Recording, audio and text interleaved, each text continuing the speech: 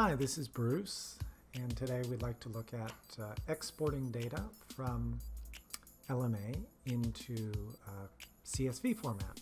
So a lot of times you've got data that you want to just look at in Excel or in some other format.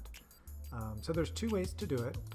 We've talked about using favorites in a previous discussion, so I'll just right-click here and say Grid. And in this case, depending on which log files I've got selected, I've got two selected here, it will generate kind of a grid here for us that we can then right-click and export that to a CSV file.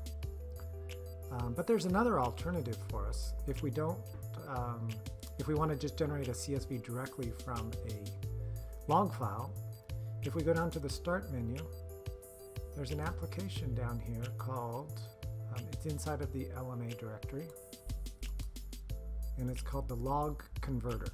So we'll just open up that one, and that's going to read a LinkMaster log file and generate a CSV file automatically. So this is the Log Converter, and there's a couple inputs to it. So the first is we can add log files. So I'll just click here, and this is that group of files that I have loaded up here. So I'll just scroll down and we can pick, we'll go ahead and pick a couple there. And if we go to the options, it asks you for a favorites file. So to get the favorites file, we can take the favorites list that we've generated in LMA, just right click, and you can export that favorite or that selected group. And when you export it, you can save that file. And I'll just do this one as a test. And then in my previous example, I've already saved this group as a LMA Quick Start Group 2. So, so the idea is you input the log files that you want to convert, and you import the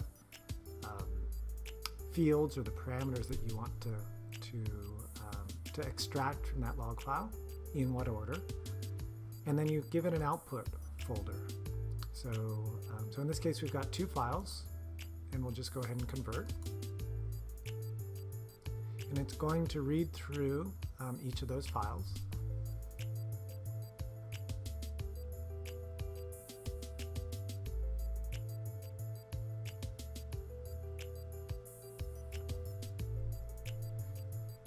There we go, and once it's done, it will finish converting it. And if we go to the folder, why don't we go into here, it's in the test output directory. Here are the two files that we just generated. So I will go ahead and open the first one. And there is our CSV file that has all of these parameters that we've dictated. So here's the name. In fact, if I expand that just a little bit, there's the PCI, there's the RSRP, the second one, there's the SINAR, which is that one.